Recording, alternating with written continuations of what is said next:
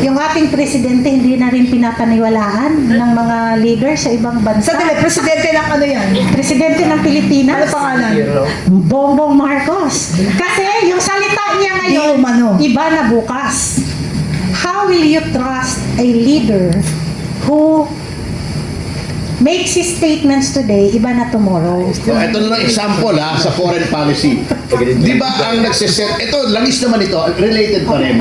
Di ba ang nagsiset ng foreign policy, alam naman natin lahat yan, ang presidente. The president is the architect of the country's Yes, it's foreign policy. Okay. Na lumabas ang relasyon daw natin sa China ay nire-reset. Yun ang words ng Malacanang. Reset. Meron daw high level na delegasyon ng DFA na pumunta sa China with the end in view of patching things up para makakuha tayo ng langis sa China. Actually, hindi langis Wala po tayong kinukuhang langis sa China. Refined na po yung ini-import natin. Tama ba ako? Refined na kasi wala namang pinapadalang langis ng China sa atin. Refined na, ready to use. The next day, nagsalita yung isang Commodore ng Navy na spokesman sa West Philippine Sea. Hindi si Tariela yung taga-Sarat, Ilocos Norte. Hindi po yun. Sinabi, hindi daw dapat magpagkatiwalaan ng China. Kasi iba daw ang sinasabi, iba yung ginagawa, unreliable. Paano mo magka-reset yung relasyon sa China? Here we are sending a high-level delegation to Guangzhou para to patch things up, makakuha ng supply. Ito yung isang militar na hindi naman niya trabaho yon. Commander-in-chief niya presidente. Sinasabing walang kwentang kausap ang China, hindi dapat paniwalaan. Paano tayo magkakaroon ng good relations kung iba-iba sinasabi? Di ba? Yun Walang cohesiveness. Walang cohesiveness yun. That's the word I was looking for. How can a mere Commodore na commander-in-chief niya yung presidente, na yung presidente nagpadala through DFA, yung official channel ng diplomatic relations natin sa China, sinasabotahin niya. Sinasabi niya yung pinapakausap ng presidente, walang kwenta. O paano matutuwa sa atin ng China? Bago mag-arresto tayo, mag-arresto nito, sinasabi natin, espiya ng China. When you arrest someone and say na espiya ka ng isang bansa na may diplomatic relations tayo, parang sinasabi mong hindi mapagkakatiwalaan yung bansang yan, nag-i-espiya rito. Sampal yan sa isang bansa. Pag sinabi mong meron dito nag-i-espiya for China, mabigat yun. So, paano ka bibigyan ngayon ng langis ng China? Oo nga. Sinisiraan mo, di ba? Pero Yun ang mabigat. ang galing nilang gumawa ng kwento talaga, no? Maya-maya may issue. Bakit di natin pag-usapan muli at balik-balikan ng ating pinakapaboritong usapin na dapat natin tutukan, ang flood control. Ayun, oo. But anyway, moving forward. Diversionary tactic Oo, mo yan sa totoo lang magtaka ka, bakit may ganyan? Maya-maya may pinatay. Aba, pati buhay ngayon kasama sa pag-divert ng mga topic. So, doon tayo pupunta. O, ganyan-ganyan. Nung dating administrasyon, di pa pwede yan. Nandun tayo that we thought that magkakaroon talaga ng comparison. Pero nawawala si Vlad. Nawawala din si Presidente. May nabuhay. Alam mo, eto Easter nga Easter nga. Easter nga. Alam mo sa totoo lang eto kapag si Atty. Topacio kasama ko, kinakabahan talaga ako. Ako nag-iingat. Mga damputin na tapaglabas. Nag-iingat talaga ako. Kailangan may matirang isa sa atin. Okay lang kayo po, sila po yung dalawa. Ako po kasi ang magdadala po ng pagkain sa loob. Basta hindi kami uulit ng ulam Bahala sa inyo.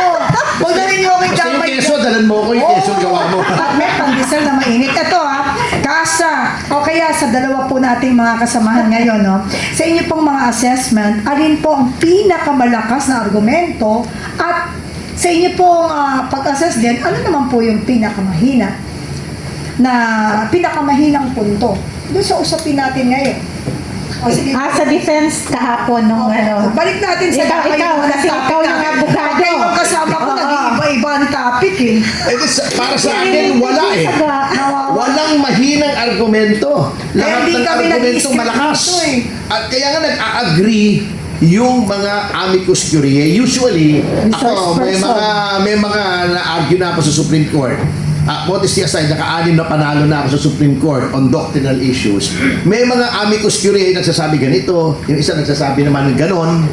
Katulad nung sa yung mga amicus briefs doon sa yung kung may karapatan ang Secretary of Justice na mag-issue ng HDO, yung Arroyo versus the Secretary of Justice na sinabing wala.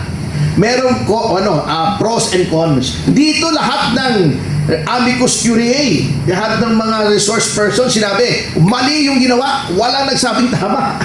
At magagaling ng mga tao, si Solita Monsod, Butch Abad, former SP Franklin Drilon, at saka may isa pa, nakalimutan ko yung isa kasi medyo background kung pinapakinggan, pero wala nagsabi ng amicus curiae na tama. Kaya nai-imagine ko lang kasi walang video yung streaming di ba? Audio Wala, lang. audio lang. Tsaka, Oo. napansin mo yung natatameme at mahabang panahon na hindi makapagsalita si Berberabi. Yun nga, nai-imagine ko yung pawis. Siguro bumubula yung singit ni Berberabe kahapon, kasi wala. Bumubula. Wala Baka hindi pa nakabanlaw, nagmadaling pumunta sa korte, may sabon-sabon pa. Di ba? Wala talaga siya. Na-imagine ko yung pawis niya Yung sa kanya, bumubula ang singit. Baka yung mga nag-uutos, bumubula na yung bibig. Yun yung na, how do you defend? Gagalit si TCO sa'yo niya. Di ba? How do you defend something wrong? Ikaw, attorney, di ba? How do you defend something wrong? Mahuhuli ka talaga. Alam mo, kaasa, tulad ng lagi nating paninindigan, kahit dito po sa kapiyan, pag inumpisahan mong mali ang isang bagay, ang kapal naman ng mukha mo, mag-expect ka maging tama sa huli. Walang happy ending yan. Pag mali ang umpisa mo, siguraduhin mo, sabog-sabog ka sa ending.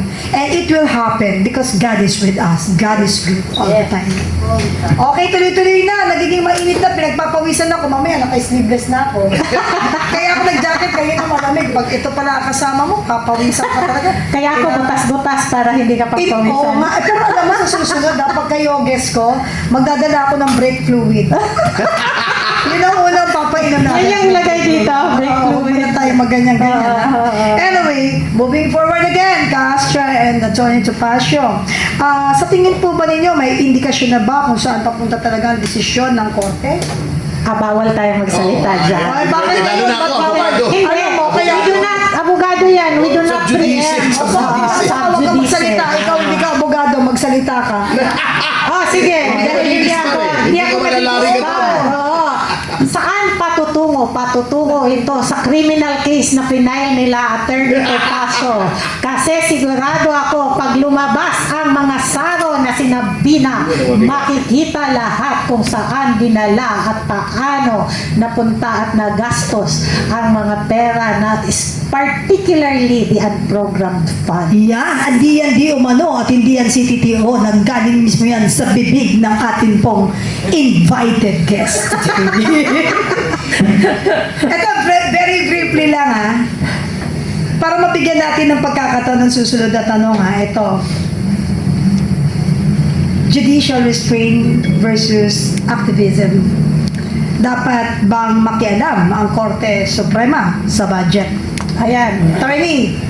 Hindi sa dapat, kundi katungkulan ng judiciary. Responsibilidad. Oo, under the expanded judicial power na iginawad ng bagong konstitusyon, which was done by the Constitutional Commission, yung 50 persons, in response to the usual refuge taken by the Supreme Court under the 73 Constitution na political question, we have to exercise judicial restraint, etc. Kaya nga po pinalawak. So it becomes not only a power but the duty of the Supreme Court to step in whenever there in the part of any department of government there is grave abuse of discretion. Yun. Iba pa to dun sa Rule 65, the grave abuse of discretion amounting to lack or excess of jurisdiction. Iba pa po yun na judicial na grave abuse. Ito, grave abuse of any of the powers ng any department or agency or instrumentality or subdivision